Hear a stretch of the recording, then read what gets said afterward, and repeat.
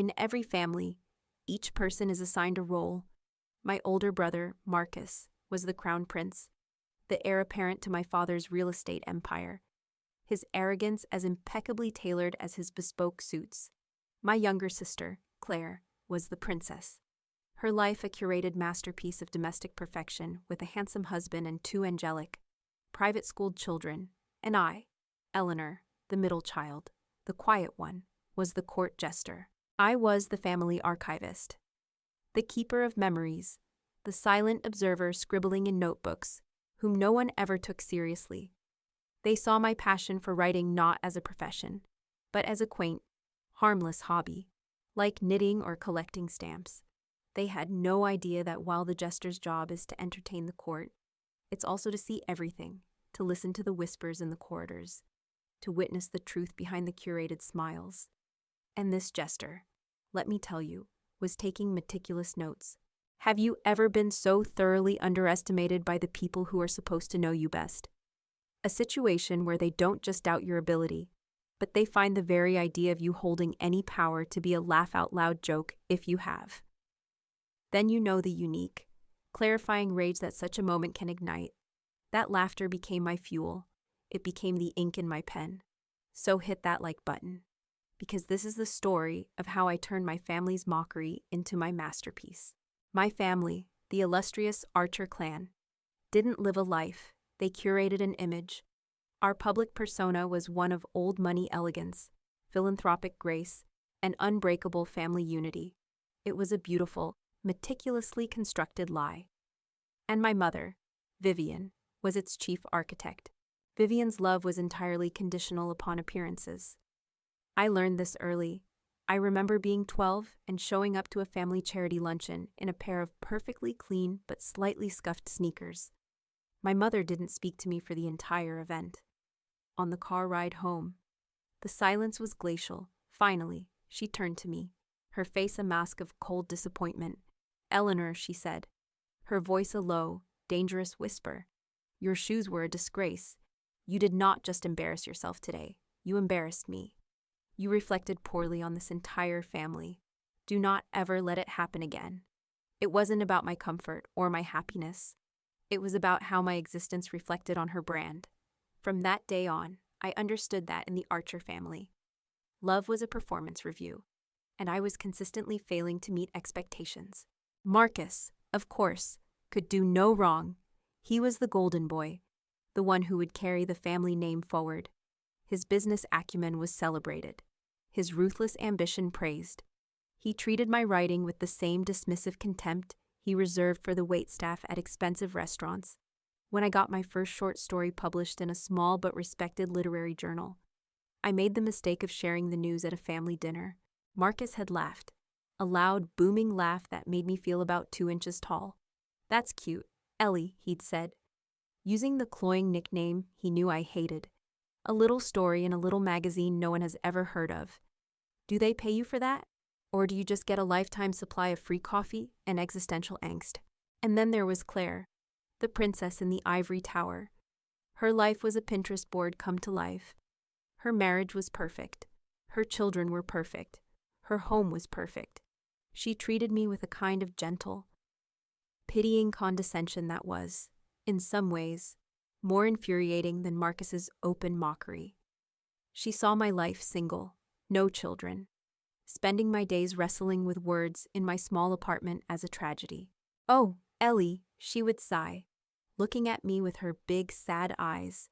"You're so brave to be on your own. Don't you get lonely? You must pour all of that feeling into your little stories. It's a wonderful outlet for you." My life wasn't a tragedy. It was mine, it was quiet, and it was real. And all the while, I was watching them. I saw the cracks in their perfect facades. I saw the fear in Marcus's eyes when a business deal went south. I saw the flicker of deep, unhappy resentment in Claire's face when her perfect husband would dismiss her with a wave of his hand. And I heard the whispers, late night, drunken confessions at holiday parties, angry, hushed arguments through closed doors. I collected them all, every secret, every hypocrisy, every lie. They were the family archives, and I was the archivist. The moment that changed everything came, as these things so often do. At a tense Sunday dinner, it was the annual State of the Family address, as I privately called it, where my father would grill us all on our progress in life. Marcus was bragging about a new commercial real estate deal he had just closed. Claire was talking about getting her son to the most exclusive preschool in the city. Then, all eyes turned to me. "And you, Eleanor?" my father asked, his tone already weary, expecting nothing of note. "What have you been up to, still scribbling away in your little notebooks?" A strange calm settled over me. I looked around the table at their faces, my mother's judgmental stare, my brother's smug smirk, my sister's pitying gaze, and I decided, in that moment, to light a match. "Actually, yes," I said, my voice clear and even. "I've just started a new project, a rather big one. In fact, I'm writing a book." For a second, there was a flicker of interest. A book. That sounded respectable. "A novel, darling?" my mother asked, a hint of hope in her voice. A novel could be a genteel, acceptable pursuit. "No," I said, looking her directly in the eye. "A memoir." I let the word hang in the air. "A memoir?" Marcus scoffed. "About what, your thrilling adventures at the public library?" "No," I said, and I gave them a small, sweet smile. "About our family." The silence that followed lasted for about 3 seconds, and then came the laughter. It wasn't a small chuckle. It was a loud, unrestrained, roaring wave of mockery. Marcus threw his head back and howled, slapping the table. Claire giggled into her napkin, her shoulders shaking. Even my father, a man who rarely showed emotion, let out a deep, rumbling laugh of pure derision. My mother just shook her head, a look of amused, pitying contempt on her face. "Oh, Eleanor, you are priceless," Marcus finally choked out, wiping a tear from his eye. "A book about us. What on earth would you write? The chronicles of a very nice dinner party, Karst." Chapter 1. Mother wore a disapproving frown. "Who would possibly want to read that?" Claire added, her voice full of mirth. "Our lives are so normal, so perfect." "Darling, it's a sweet idea," my mother said, her voice laced with the condescending tone she used when I was a child. "But perhaps you should stick to fiction. It's more your style." They were laughing at me. They were openly, cruelly, and unanimously mocking the very idea that my perspective on their lives could be of any interest to anyone. They didn't see me as a threat. They didn't see me as an author. They saw me as the court jester, telling a silly, pathetic joke. I sat there and I took it. I did not get angry. I did not get defensive. I just let their laughter wash over me. I let it seep into my skin. Because I knew something they didn't. I knew their secrets. I knew about the call Marcus's business partner had made to my father, in a panic, about Marcus's creative accounting and his massive gambling debts. I knew about the affair Claire was having with the handsome tennis coach at her country club. And I knew the biggest secret of all, the one my mother had guarded for 40 years, that the old family money she was so proud of had not come from some illustrious ancestor. It had come from her own father, a man who had made his fortune in the decidedly unglamorous and borderline illegal world of backroom poker and loan sharking. Their lives were not perfect. They were a beautiful, glittering Fabergé egg, and I was the only one who knew it was rotten on the inside. Their laughter was not an insult. It was a dare, and it was a gift. Before that dinner, I had been planning to write a quiet, literary, reflective memoir, a book of impressionistic essays about family and memory. But their reaction, their open, unified contempt, changed everything. They didn't want a reflection. They wanted a story. "Fine," I thought to myself, as I calmly took a sip of my wine. "I'll give them a story." I left the dinner early, their laughter still ringing in my ears. I got into my car, and as I drove home through the quiet, tree-lined streets of their perfect neighborhood, my expression of calm composure slowly melted away, replaced by a smile of my own. It was a cold, sharp, and deeply determined smile. They thought they were laughing at my silly little dream. They had no idea they were cheering at the starting gun of their own nightmare, and I couldn't wait to get home and write the first chapter. The drive home from that Sunday dinner was different from all the others. Usually, after a family gathering, I would drive home in a state of quiet, simmering frustration, my mind replaying the dozens of small slights and backhanded compliments I had endured. I would feel small, angry, and helpless. But not that night. That night, their laughter was an engine roaring in my ears. It was not an insult. It was rocket fuel. I walked into my small, quiet apartment, the one they saw as a symbol of my failure to launch. And it felt like a war room. I didn't turn on the television. I didn't pour a glass of wine. I walked straight to my computer, sat down, and opened a new, blank document. The cursor blinked at me from the empty page, a tiny rhythmic heartbeat. For years, I had been the family archivist, the silent keeper of their stories. They thought my notebooks were filled with silly poems and half-finished fiction. They had no idea I was a journalist, and they were my lifetime assignment. I typed the first sentence, a title for the project, The Gilded Cage, a memoir. And then I began to write. For the next 3 months, I disappeared from the world. I worked my part-time job at the university library, and every other waking moment was dedicated to the book. My apartment became a cave of memories, littered with takeout containers, overflowing ashtrays, and stacks of my old journals. I was not just writing, I was excavating. I was digging up the buried bones of my family's history and arranging them on the page for the world to see. I changed their names, of course, a thin, translucent veil of fiction to protect me from the inevitable lawsuits. My mother, Vivian, the icy queen of appearances, became Augusta, a name that dripped with the false regality she so desperately craved.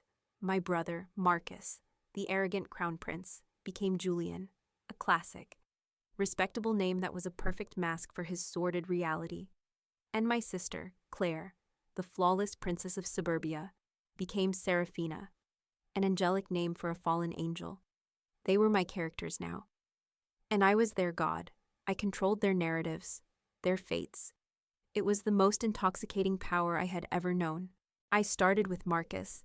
It was the easiest place to start, his hypocrisy the most glaring. I wrote about the nights he would come home, smelling of expensive whiskey and cheap desperation, after losing thousands of dollars at his high-stakes poker games. I wrote about the frantic, whispered phone calls I had overheard, him begging a man named Sully for more time to pay off his debts. I had the proof, a year ago, while helping him move into a new, ostentatious apartment he couldn't afford. A credit card statement had accidentally fallen out of a box. I had glanced at it before he snatched it away, but I had seen enough. A series of cash advances from the ATM at a casino 2 hours away. Thousands of dollars. I wrote about that statement. I described the look of pure, animal panic on his face when he realized I had seen it. I wrote about the time I'd found him in our father's study, practicing our father's signature on a piece of scratch paper. When he saw me, he'd laughed it off. Just doodling. Ellie, he'd said, trying to see if I inherited the old man's penmanship. But I knew what I had seen. Now, in my book, I could write the truth. Julian was not doodling. He was rehearsing for a crime. He was preparing to forge the signature that would grant him a loan from the family business. A loan he would use not for a sound investment, but to pay off the sharks who were threatening to break his legs. Then I moved on to Claire, my perfect, beautiful sister Seraphina. Her chapter was harder to write. Her secrets were quieter, sadder. I wrote about her seemingly perfect marriage to her wealthy, handsome, and emotionally absent husband. I wrote about her quiet, lonely afternoons, and I wrote about the affair. How did I know a sister knows? I saw the way she lit up when her tennis coach, a handsome, sun-kissed man 10 years her junior, would come to the house. I saw the lingering touches, the shared, secret smiles, but I had more than just intuition. I had receipts, literally. While helping her clean out her car one afternoon, I had found a crumpled receipt from a high-end jeweler tucked into the side pocket of the door. It was for a man's Rolex watch, a very expensive one. It had been purchased on a Tuesday. I knew for a fact that her husband had been on a business trip to Singapore that entire week. The receipt was my proof. The rest was just connecting the dots. In my book, I wrote the scene. I described Seraphina's loneliness, her desperation for affection. I made her almost sympathetic. And then I described the secret lunches, the afternoons spent at a boutique hotel downtown. the expensive gifts she bought for her lover with her husband's money. I wrote about her hypocrisy, how she would sit at family dinners and lecture me about my unstable single life, all while she was living a lie so profound it would shatter her perfect world if it ever came out. Finally, I had to write about my mother, Augusta. This was the hardest part. This was the chapter where I had to dismantle the central myth of our entire family. The Archer family's greatest pride was our old money heritage. Vivian, my mother, spoke of it constantly. She claimed we were descended from old, respectable New England shipping magnates. It was a lie, a beautiful, carefully constructed lie she had maintained for 40 years. The truth was in a dusty old box in the attic, a box of my grandmother's letters I had found after she died. My grandmother, my mother's mother, was a woman from a poor, working-class background, and her husband, my grandfather, the source of our family's seed money, was not a shipping magnate. He was a bookie, a loan shark with ties to the criminal underworld. The letters were a chronicle of my grandmother's fear and shame. The money isn't clean. Vivian. She had written to my mother in one letter from 1975. Your father's business. The men he deals with. They are not good people. I am so afraid, but he says it is the only way to give you the life he never had. I had confronted my mother with these letters once, years ago. She had turned white, then a furious, blotchy red. She had snatched them from my hand, told me I was a snooping, ungrateful child, and that we would never speak of it again. She had buried the truth, but I had made copies. Now, I unburied it. I wrote the truth of our family's origin story. I wrote about the dirty money that had been washed and laundered through real estate investments, transformed over a generation into the respectable fortune my mother was so proud of. I painted her not as the elegant matriarch of an old money dynasty, but as the terrified daughter of a small-time crook, a woman who had spent her entire life running from her own shadow. The writing was a brutal, cathartic process. With every chapter I finished, I felt a weight lifting from my shoulders, the secrets I had been forced to carry for them, the burden of their lies. I was now laying it all out on the page. I wasn't just telling their stories. I was finally telling my own. After 3 months of obsessive, feverish work, it was done. I typed the final words, leaned back in my chair, and looked at the page count. 412 pages. A lifetime of quiet observation, bound into a single document. I printed the entire manuscript out. Holding the thick, heavy stack of paper in my hands was the most empowering feeling of my life. It was real. But it wasn't enough to have written it. I needed the world to read it. I spent the next week meticulously researching literary agents. I didn't want a small, boutique agency. I wanted a shark. I wanted someone in New York who wasn't afraid of a fight, who handled explosive, high-profile memoirs. I found him. His name was Julian Croft, a senior agent at one of the biggest literary agencies in the world. His client list was a who's who of controversial journalists, political whistleblowers, and tell-all celebrities. He was perfect. I drafted my query letter. It was the most important piece of writing I had ever done. Dear Mr. Croft, I wrote, my memoir, The Gilded Cage, is a look inside the gilded prison of a prominent American family. A family whose public image of philanthropic grace and old money elegance conceals a dark world of financial fraud, infidelity, and long-buried secrets. I am the daughter of this family, and I was their silent archivist. They thought my lifelong habit of writing in notebooks was a silly hobby. They had no idea I was documenting their hypocrisy, their lies, and their crimes. They laughed when I told them I was writing this book. They dared me to do it. This manuscript is my answer. I attached the full 412-page manuscript to the email. My finger hovered over the send button. This was the point of no return. Once I sent this, my old life, my relationship with my family, everything I had ever known, would be over, one way or another. I thought of their faces at that Sunday dinner, their faces full of derision and mockery. I thought of my mother's cold dismissal, my brother's cruel laugh, my sister's pitying smile. Their laughter was the fuel. I took a deep breath, and I hit send. The little notification popped up on my screen. Your message has been sent. I had just sent my weapon out into the world. Now, all I could do was wait to see if it would explode. The weeks after I hit send on that email were a unique and special kind of torture. I had launched a missile, aimed at the heart of my own life, and now all I could do was wait in the deafening silence to see if it would ever land. My life became a cycle of obsessive, pathological email checking. Every notification on my phone, a spam email, a news alert, a message from my dental office sent a jolt of adrenaline through my system. A sickening lurch of hope followed by a dull thud of disappointment. I tried to live my normal life.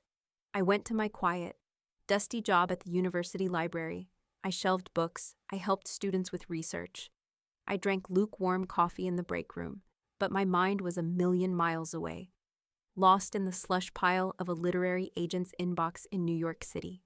I started to doubt myself. The cold, clear resolve I had felt after that disastrous family dinner began to thaw, leaving behind a puddle of insecurity. What if they were right? What if it was just a collection of little stories? What if my truth was just a boring, provincial family drama that no one would ever care about? The thought that I had burned the last bridge to my own family for a manuscript that would just die a quiet, digital death on some agent's hard drive was a constant, gnawing fear. And, of course, I still had to see them. Another Sunday dinner was unavoidable. I walked into my parents' house feeling like a fraud, like a girl playing dress-up in a warrior's armor. They were, of course, exactly as I had left them, smug, condescending, and completely convinced of their own superiority. Well, if it isn't the great novelist, Marcus boomed as I walked in, a smirk playing on his lips.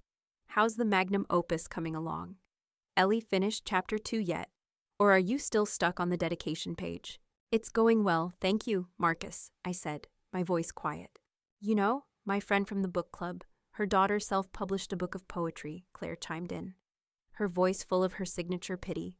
She said it was a wonderfully therapeutic process, a great way to express your feelings, even if, no one actually reads it. I think it's wonderful that you have an outlet like that, Eleanor. They were still laughing at me. The joke hadn't gotten old for them. They had no idea that the outlet she was talking about was a 412-page guided missile aimed directly at their perfect, hollow lives. I just smiled, a small, secret smile, and endured. The waiting stretched from 1 week into 2, then 3. I had almost given up. I had almost convinced myself that I had been a fool, that my grand act of rebellion was destined to end with a quiet, form rejection email. If I was lucky, the phone call that changed everything came on a Tuesday afternoon. I was in the library archives, a dusty, silent catacomb of forgotten books, carefully reshelving a collection of 19th century botanical journals. My phone, set on vibrate, buzzed in my pocket. I pulled it out, expecting it to be a reminder for a dentist appointment, but the number on the screen was one I didn't recognize. The area code was 212, New York City. My heart stopped. My hands started to shake so violently that I almost dropped the phone. It could be anyone, a wrong number, a telemarketer, but it could also be. I took a deep, shuddering breath, my thumb hovering over the accept icon. I stepped into a deserted aisle between shelves of old newspapers, my heart hammering against my ribs. "Hello," I whispered, my voice barely audible. "Is this Eleanor Archer?" a voice on the other end said. It was a voice unlike any I had ever heard. It was fast, energetic, and crackling with a confidence that seemed to have its own gravitational pull. It was the voice of New York City. "Yes, this is she," I managed to say. "Eleanor Archer," the voice continued. "My name is Julian Croft. I'm a literary agent with Croft & Associates. I just finished reading the manuscript for The Gilded Cage that you sent me 3 weeks ago. I read it in a single sitting. I canceled 2 dinners and a meeting with one of my best-selling authors to finish it. And I have to tell you, I have not been this excited about a book, about a new voice, in over a decade." I leaned against a shelf of Civil War-era periodicals for support, my knees suddenly weak. I couldn't speak. He took my silence as an invitation to continue, his words a torrent of the most beautiful, validating praise I had ever heard. "This book," he said, his voice now a low, intense buzz of excitement, "is not just a memoir. It is a masterpiece of psychological warfare. It's Gone Girl meets Succession, but with real heart, real pain. The writing is magnificent. It's as clean and as sharp as a scalpel. You don't just tell the story, you dissect these people, layer by layer, until their rotten cores are exposed for the world to see. It is brutal, it is honest, and it is a guaranteed runaway bestseller. I haven't been able to stop thinking about it. I was openly crying now, silent tears of pure, overwhelming shock and relief streaming down my face, dripping onto the dusty linoleum floor of the library archives. He believed me. He saw it. The story they had laughed at. The story I had started to believe was worthless. Was a masterpiece. "Are you still there, Eleanor?" he asked. A hint of concern in his voice. "Yes," I choked out. "Yes, I'm here. I'm a little overwhelmed." "Good," he laughed. A warm, confident sound. "You should be. Now. Listen to me. I know this is highly unorthodox, but I broke protocol on this one. The manuscript was too explosive to just sit on. I sent it out yesterday to 3 specific editors at 3 of the big 5 publishing houses. Editors I know, who I trust, who I knew would kill for a book like this. Eleanor, a bidding war has already started." I sank to the floor, my back sliding down the cool metal bookshelf. My phone pressed to my ear. A bidding war, for my book, my little stories. The next week was a surreal, out-of-body dream. My life was a flurry of phone calls with Julian. He was a whirlwind of energy and strategy. He talked about foreign rights, about film options, about marketing budgets. He spoke a language of success I had only ever read about. And he spoke it about me, that offers from the publishers came in, each one higher than the last. They saw what Julian saw. They saw a story that was not just a family drama, but a universal tale of dysfunction, of secrets, of the dark underbelly of the American dream. The bidding war ended on a Friday. Julian called me. I was at my desk at the library, pretending to catalog periodicals, my mind a million miles away. "Are you sitting down, Eleanor?" he asked, his voice practically thrumming with excitement. "I am," I said. "We have a final offer," he said. "From Penguin Random House. They're offering a 2-book deal. The advance for The Gilded Cage is $750,000. I dropped the phone. It clattered onto the desk. I just stared at the wall, the number echoing in my head. $750,000. It was more money than my father had paid for the house I grew up in. It was a life-changing, world-altering sum. It was a number that did not exist in my reality. Eleanor Julian's tinny voice came from the phone on the desk. "You still there?" I picked it up, my hand shaking. "Yes," I whispered. "They're making it their lead title for their fall list," he continued. "A massive marketing budget. A national author tour. They think this is going to be huge. So, what do you say, Eleanor? Do we have a deal?" "Yes, Julian," I said. And I started to laugh. A wild, tearful, slightly unhinged laugh of pure, unadulterated victory. "Yes, we have a deal." That Sunday, I went to family dinner. I walked in, my feet barely touching the ground. I was a different person. I was no longer the court jester. I was a professional. Published author with a $750,000 book deal. I held this secret, this beautiful, powerful, life-altering secret, and I watched them. They were the same as ever. Marcus bragged about his investments. Claire talked about her children's new pony, and my mother, Vivian, critiqued the shade of my lipstick. I waited until dessert, and then I made my announcement. "I have some news," I said calmly. The table fell silent. They all looked at me with their familiar, bored expressions. "I sold my book," I said. "Oh, that's nice, dear," my mother said with a dismissive wave. "To that little local publisher." "No," I said, a small smile playing on my lips. "To Penguin Random House, in New York." Marcus actually snorted. "A real publisher. Or one of those online vanity presses you have to pay for." "A real publisher," I confirmed. "Well, good for you," Ellie Claire said, her voice full of a surprise that was not entirely pleasant. "That's wonderful. I bet you're so excited. How much did they pay you for it? A few $1,000s. That will be so nice for you." I looked around the table at their faces. Their condescension was so ingrained, so absolute, that they could not even conceive of the possibility of my success. They were trying to fit my news into their narrative of me as the small, struggling, hobbyist writer. I decided to give them the truth. They gave me a rather generous advance, actually, I said. My voice as casual as if I were discussing the weather. $750,000. The silence that followed was different from any I had heard before. It was a silence of pure, stunned, sputtering disbelief. And then, just as before, Marcus started to laugh. It was a different laugh this time. It was a strained, incredulous laugh. 700 and... Oh, Ellie, you're hilarious, he said, shaking his head. You almost had me for what your little diary. Come on, what did they really give you? They didn't believe me.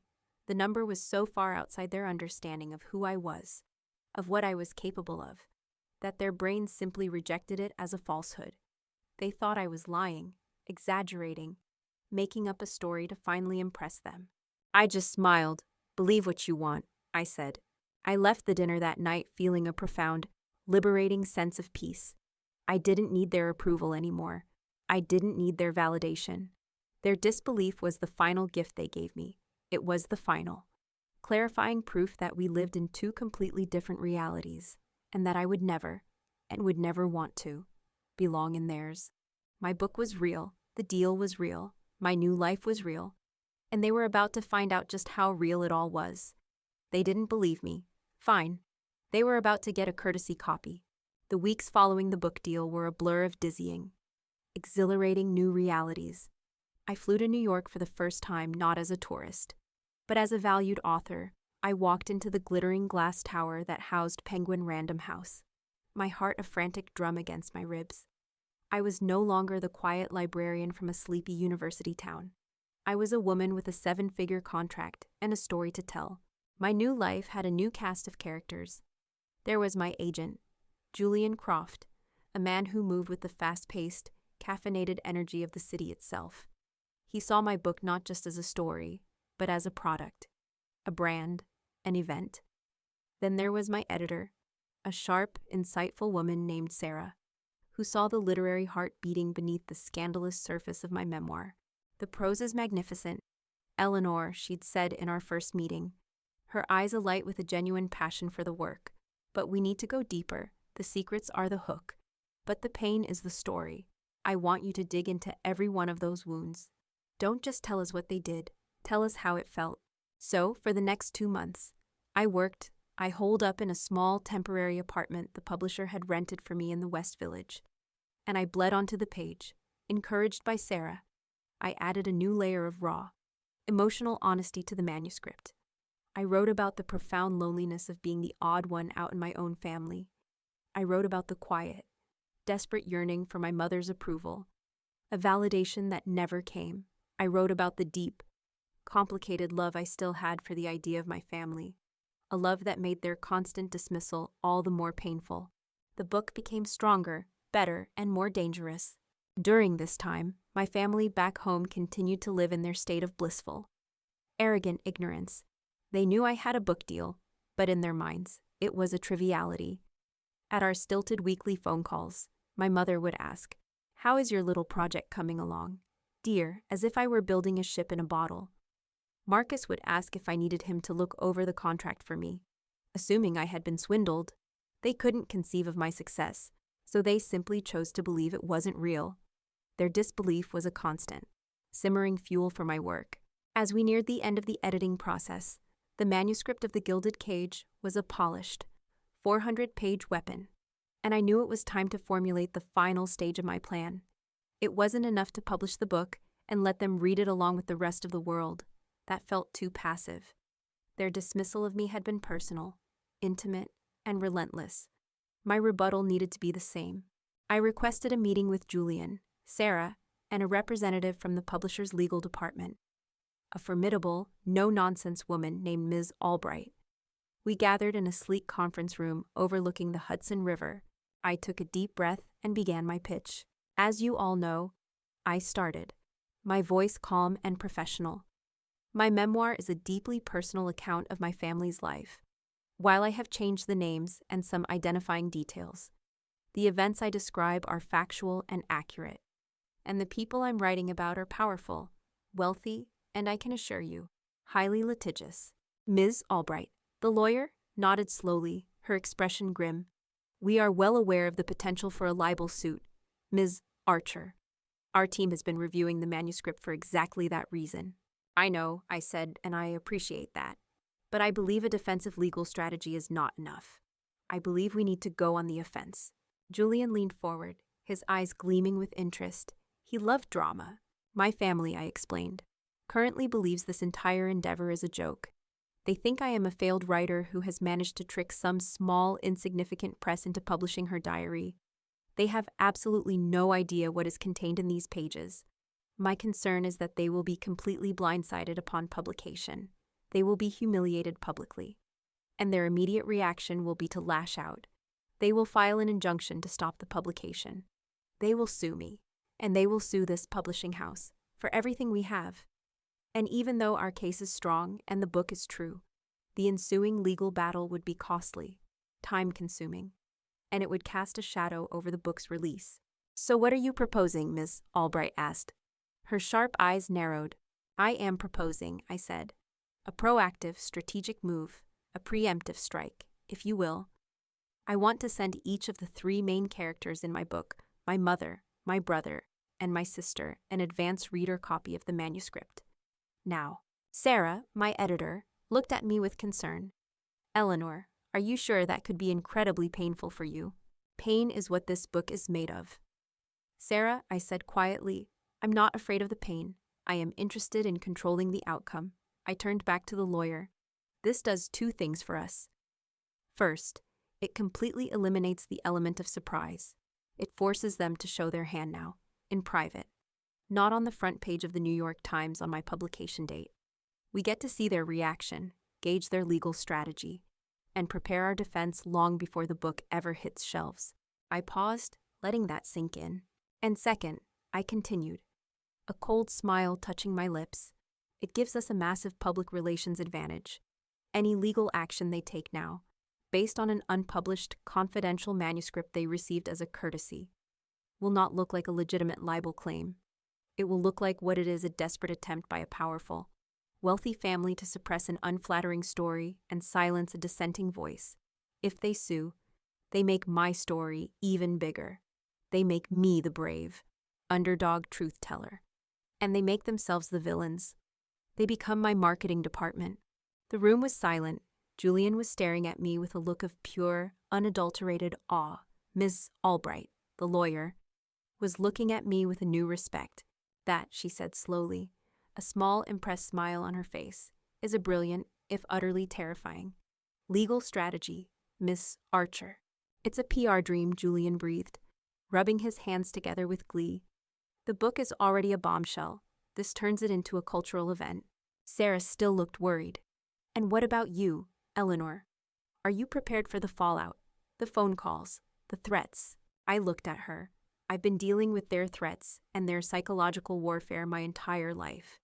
I said, the only difference is that now, I have a multi-million-dollar publishing house and a team of the best lawyers in New York City on my side.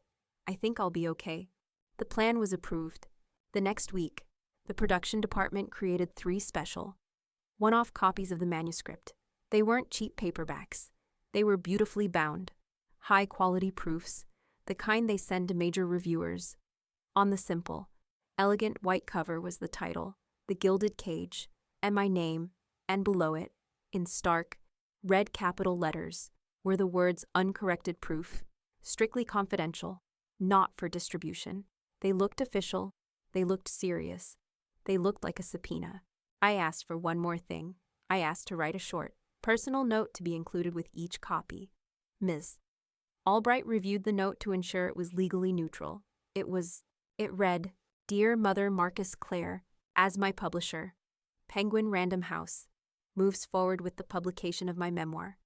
Their legal department has requested that, as a professional courtesy, I provide the primary subjects of the work with an advance copy for their review. Please find the manuscript enclosed.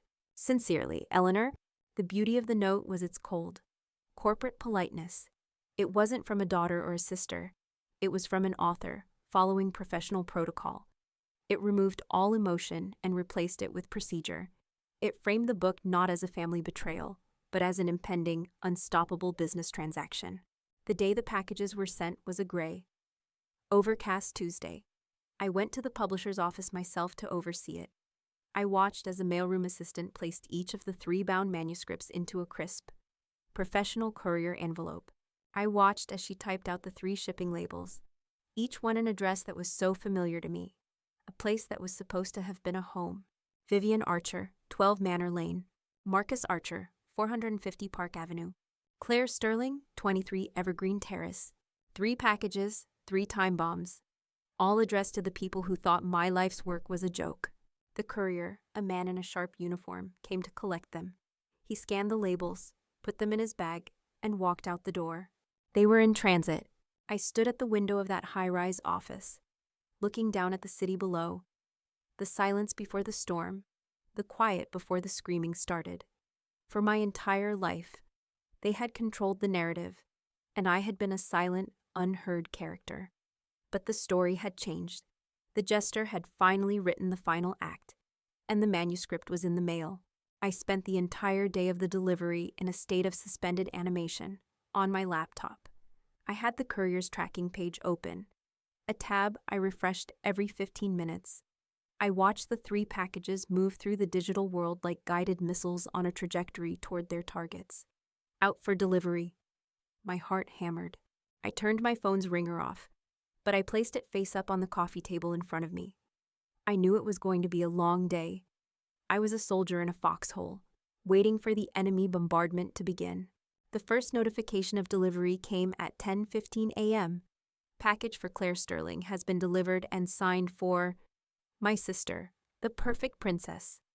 I imagined her, in her perfect, sterile suburban home, accepting the crisp courier envelope, her brow furrowed in polite confusion. I pictured her opening it, seeing the beautifully bound manuscript with its stark, confidential warning. Her curiosity piqued, and then I pictured her sitting down in her sun-drenched reading nook, a cup of herbal tea beside her, and beginning to read. The silence lasted for exactly 2 hours and 47 minutes. That's how long it must have taken her to get to Chapter 4, The Tennis Pro, at 1:02 p.m. My phone began to vibrate violently against the glass of the coffee table. The screen lit up with her name, Claire. I let it go to voicemail. A second later, it started vibrating again and again on the 4th try. I took a deep, steadying breath, and I answered. The sound that erupted from my phone was not a human voice. It was a high-pitched, hysterical shriek, a sound of pure animal panic. "Eleanor, what have you done? What have you done?" I held the phone away from my ear, waiting for the initial wave of hysteria to pass. "Hello, Claire," I said, my voice a calm, quiet island in the middle of her storm. "Don't you— Hello, Claire me," she sobbed, her words tripping over each other. "This book, this thing, you can't publish this. You can't. My life is over, Robert, my husband. Robert, if he ever reads this, if he ever finds out, oh my God, my children, their father. You've destroyed my family. How could you do this to me? How could you write about that?" It was fascinating. She wasn't denying it. She wasn't claiming I had lied. Her only concern was that I had written it down. Her shame was not for the affair itself, but for the possibility of it being exposed. "I wrote the truth, Claire," I said simply. "The truth," she shrieked. "What gives you the right to write the truth? It was my life, my private life. You have ruined me, all for what? For one of your stupid, pathetic little stories." There it was, that familiar, dismissive contempt. Even in her panic, she couldn't help but belittle me. But the words didn't hurt me anymore. They were just noise. "It's not a little story, Claire," I said, my voice still maddeningly calm. "It's a lead title for Penguin Random House's fall list, with a 7-figure advance. So I'd say it's a rather big story, actually." There was a stunned silence on the other end of the line, broken only by her ragged, watery gasps. She was finally processing what I had told her at that last dinner. She was finally realizing it was all real.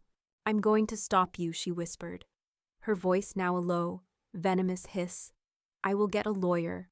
I will get an injunction. You will not publish this book. You are welcome to try." I said, Any and all legal correspondence should be directed to the legal department at Penguin Random House. I'm sure they will be very interested to hear from you. Their address is on the first page of the manuscript you received. I was no longer a person to her. I was a legal problem.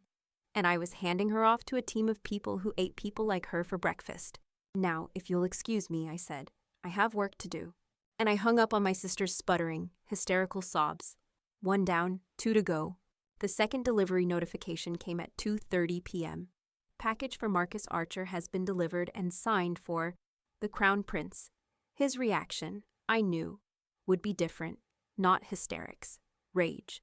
I didn't have to wait long. At 4:15 p.m., my phone lit up with a text message from him. Marcus, you have made the biggest mistake of your life. You have no idea what you have just done. Call me, now. I deleted the text without replying. A minute later, my phone rang. I answered, put it on speaker, and set it down on the table. What do you want, Marcus? I asked, my voice bored. The voice that came out of the speaker was a low, menacing growl.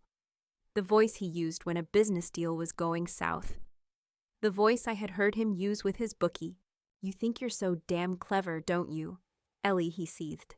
Sitting in your little apartment, writing your little fairy tales. You think you can just write these lies about me and get away with it. Are they lies? Marcus, I asked sweetly. Are you denying that you took over $200,000 from the family's real estate development company to cover your gambling debts? Because the chapter you're referring to. Chapter 6. The Phoenix Fund contains the exact dates of the wire transfers and the name of the offshore account you tried to hide it in. There was a sharp, strangled intake of breath on the other end of the line. I had been bluffing. I didn't know the name of the account, but he didn't know that. You have no proof of any of that, he snarled. Though his voice had lost some of its conviction. It's libel. It's defamation. I will sue you for every penny you have.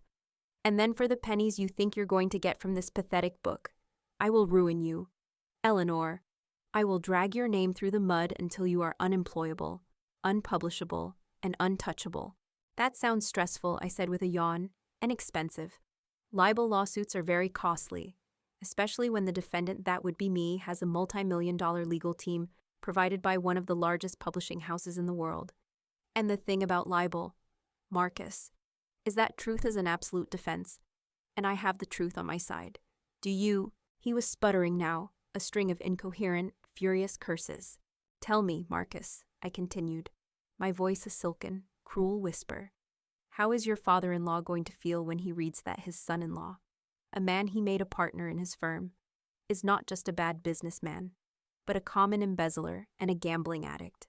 How do you think that's going to play out at the next board meeting? I had him. I had gone for his greatest vulnerability, not his pride, but his terror of his own powerful father-in-law. You wouldn't, he whispered, his rage gone, replaced by a new, more satisfying emotion, fear. Wouldn't I asked. You laughed in my face. Marcus, you and Claire and my mother, you all laughed. You dared me to do it. I paused. Well, I'm doing it. If you have any further complaints, I invite you to direct them to Ms. Albright in the legal department at Penguin Random House. She is eagerly awaiting your call. Goodbye. I hung up, his panicked, pleading. Wait cut off mid-syllable. 2 down. The final call came late that night, just before midnight. The Queen always makes her entrance last. I saw my mother's name flash on the screen, and my heart gave a painful, familiar pang. This was the one that mattered. This was the one that still had the power to hurt me, I answered. Her voice was not hysterical like Claire's, or enraged like Marcus's. It was a single, perfect shard of ice. Eleanor, Mother, I replied, my own voice equally cold. I have read your book, she said, as if she were discussing a distasteful piece of modern art. I have read your collection of vicious, self-pitying lies, and I have one thing to say to you. I waited. Your father, she said, her voice dropping into a low, menacing register, would be so deeply, profoundly ashamed of you. It was her ultimate weapon, the one she had used against me my entire life. The invocation of my father's disappointment, for years. Those words would have been enough to make me crumble, but not anymore.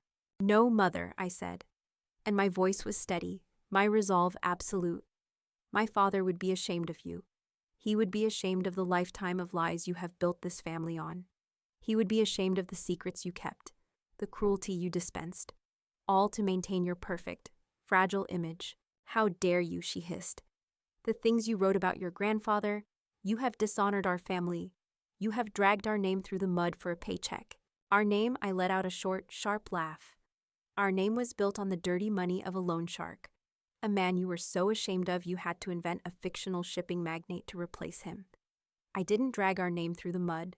I just washed it clean so everyone could see the dirt that was underneath. I told the truth, a concept I know you find quaint. You have destroyed this family, she whispered, her icy composure finally cracking, revealing the desperate, frightened woman underneath. You have destroyed everything your father and I worked to build. You're wrong, I said, and a great, quiet sense of peace settled over me. I haven't destroyed anything that wasn't already rotten to the core. You can't set fire to a house that's already burned down. All I did was write the obituary. I took a final, deep breath, ready to sever the last tie. This is the last time we will speak, Mother. You are no longer welcome in my life. You are a character in my book now, and you will be remembered exactly as you are. Goodbye. I ended the call before she could respond. I turned off my phone. The silence that filled my apartment was different now. It wasn't the silence of being ignored, of being invisible. It wasn't the silence of loneliness. It was the silence of having had the final, definitive word. The whispers had finally stopped. The day after the phone calls, a strange, profound silence descended, the constant, low-grade hum of my family's disapproval. A sound that had been the background music of my entire life was gone. I had expected threats, lawsuits, a full-scale war. Instead, there was nothing. It was the silence of shock, the silence of terror. They had no idea what to do. And so, for the first time ever, they were quiet. The quiet lasted for 3 days.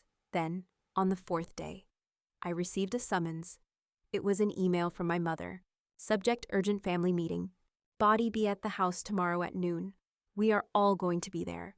We need to discuss this situation as a family. I almost laughed. A family. She was invoking the very thing she had spent a lifetime proving we were not. I forwarded the email to my agent, Julian, and my lawyer, Ms. Albright. Julian's response was immediate. It's an ambush. They're going to try to bully you, bribe you, or threaten you. You shouldn't go. Ms. Albright's response was different. You should go, she wrote, but you will not go alone, and you will record it. This is their last, desperate move. Let them play their hand. It will be the final piece of evidence we need that they are attempting to suppress your story. So I went. I walked back into that house, the one filled with so many bad memories, for what I knew would be the last time. This time, I wasn't a guest. I wasn't a daughter. I was a businesswoman, attending a hostile negotiation, and my phone, tucked discreetly in my jacket pocket, was recording every word. They were all there, waiting for me in the formal living room.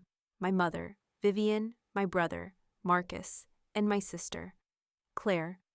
They were a united front of panic and fury. They looked like they hadn't slept in days. The laughter was gone. Marcus, the businessman, tried to take the lead. He attempted to be reasonable, to speak to me as a peer. Eleanor, he began, his voice strained. We need to be practical about this. This book, it's a problem for all of us, but it's a problem that can be solved with a business solution. Is it? I asked, my voice calm. Yes, he said, leaning forward. How much, Ellie? That's what this comes down to. Right money. How much did the publisher give you? I will personally write you a check. Right now, for double that amount, we'll sign a contract. You kill the book. You walk away with twice the money and none of the public mess. It's a clean, simple deal. He thought he could buy me. He thought I was just like him, that my truth had a price tag. It's not about the money, Marcus, I said quietly, and it's not for sale. Claire tried next, opting for emotional blackmail. Her eyes were red-rimmed, her face pale. Ellie, please, she whispered, her voice trembling. Think about what you're doing. To us, to my children. If this comes out, my life will be ruined. Robert will leave me. Please. Can't you think about anyone but yourself? We can be a family again. A real one. I promise. We can fix this. I'll be a better sister. We'll all be better. Her plea for a family she had never wanted, her promise to be a sister she had never been, was so pathetic, so transparent. It was almost sad. Almost. Finally, my mother spoke. She had been silent until now, watching me with cold, reptilian eyes.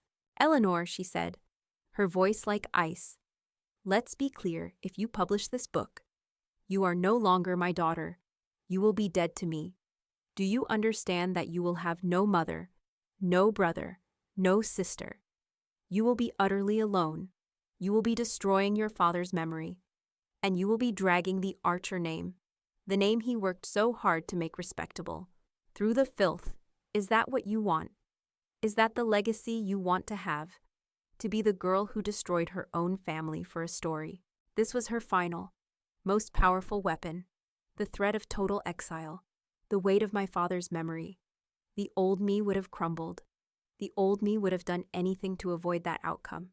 But the old me was gone. I had already mourned her. I stood up. I looked at the three of them, at their desperate, terrified faces, and I felt nothing but a profound, liberating sense of peace. "There is nothing to discuss," I said, my voice clear and final. "The book is the truest thing I have ever written, and it will be published. This was never a negotiation." I looked at my mother. "And you can't threaten me with being alone. You made me feel alone my entire life. The only difference is that now I will be at peace with it." I turned to all of them. "This meeting is over. Do not contact me again. Any further communication from any of you, or from your lawyers, should be directed to Ms. Albright at Penguin Random House. She is looking forward to hearing from you." And I walked out of that house, and I did not look back. I had severed the final tie, not as an act of their rejection, but as an act of my own choosing. 1.5 years has passed since that day. My life, and theirs, has irrevocably changed. The Gilded Cage was published last fall. It was an instant, explosive success. It debuted at #1 on the New York Times bestseller list and stayed there for 6 months. The critics lauded it for its brutal honesty, its scalpel-sharp prose, and its unflinching portrait of the dark heart of a certain kind of American dynasty. The story of my family's secrets became a national conversation. I did a book tour. I was on television. I spoke to packed auditoriums. And in every interview, I was asked the same question.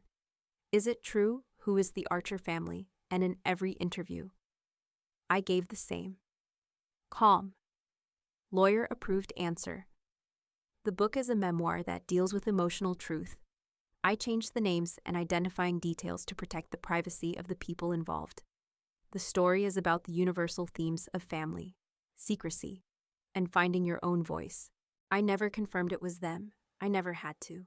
They had confirmed it themselves with their own panicked, furious reaction.